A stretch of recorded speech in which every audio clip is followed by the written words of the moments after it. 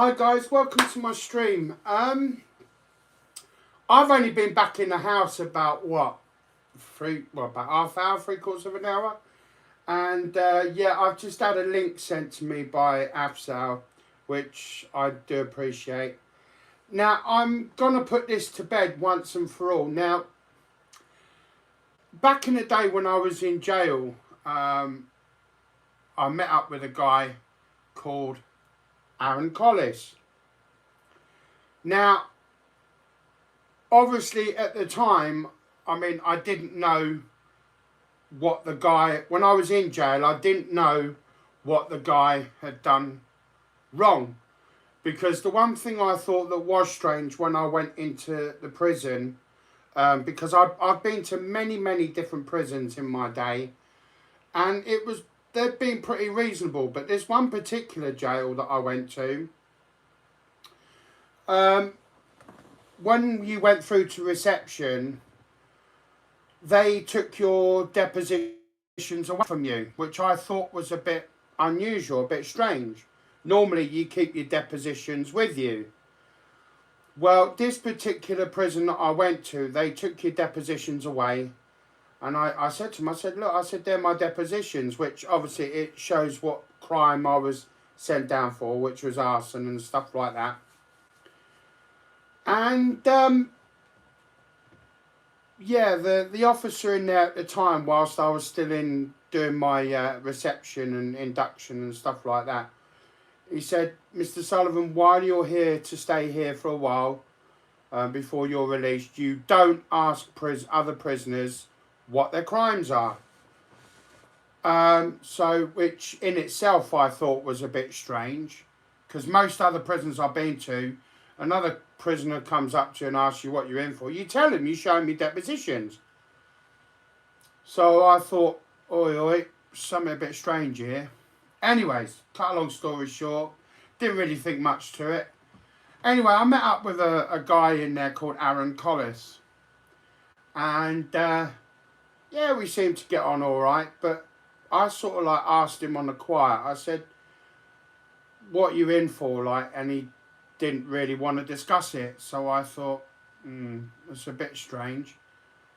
Because I'd spoken to another couple of prisoners and they said, oh yeah, we're in here for robbery, blah, blah, blah. We're in here for this, we're in here for that, and all that shit. Anyway, as time went on, I thought something didn't feel right. I didn't feel comfortable. But anyway, didn't think nothing much of it. And I went to, when I left and everything, and I'd done my time and was released, I sort of like wrote a letter to him, and everything was fine and didn't think anything of it. And it was only until after I'd wrote to him, I thought to myself, hang on a minute, I'm writing to a guy I don't really know.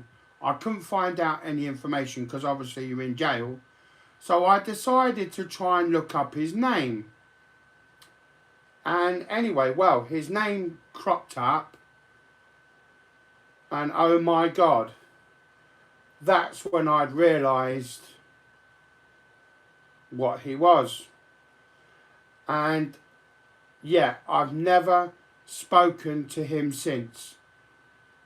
So yeah, I didn't know anything when I was on the inside.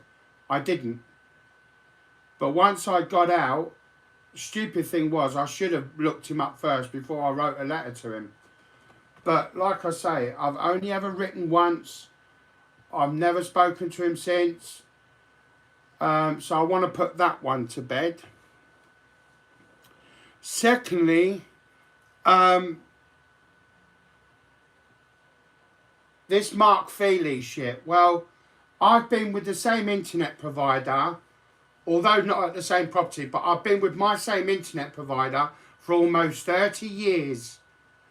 Because this account was originally my late stepfather's, and this account actually travelled all the way from South Wales, Bridgend. So the police can go through all my internet, they can go through all my stuff. I've got fuck all to hide. I have never spoken to Mark Feely. I have never spoken to him. Now, Plisco, if you want to continue this narrative, I can call you a pighead sender, a nonce, and whatever. You're just a sad, lonely old man that sits there masturbating over my name. Oh, fuck done. Oh, fuck done. Yeah? You're a smarmy, nasty, little creepy greaseball. That's all you are and all you will ever be. Yeah? You're a nasty little man that's too gutless to get off your stinking chair, as you like to say I sit in mine, yeah? And get the fucking brass balls big enough to come to my front door. But do you know what? When the day comes, which it will do, Plisco, yeah? When you're in that courtroom, because you will be in that courtroom, I will make it my life's mission to get you in that court. I don't care if I have to be arrested to do it. I will personally, if I have to, go out there and just smack some fucking big bastard just to get arrested and put through. I will put myself, I will run through a shop window just to fucking be arrested, just so that I can get your ass into that courtroom, bruv.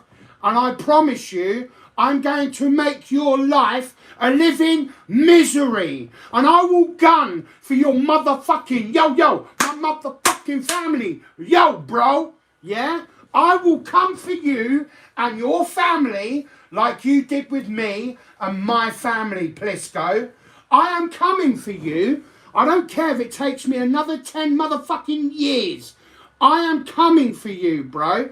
Just like I'm coming for Rich of Hull. Now, that's not a threat. It's a promise.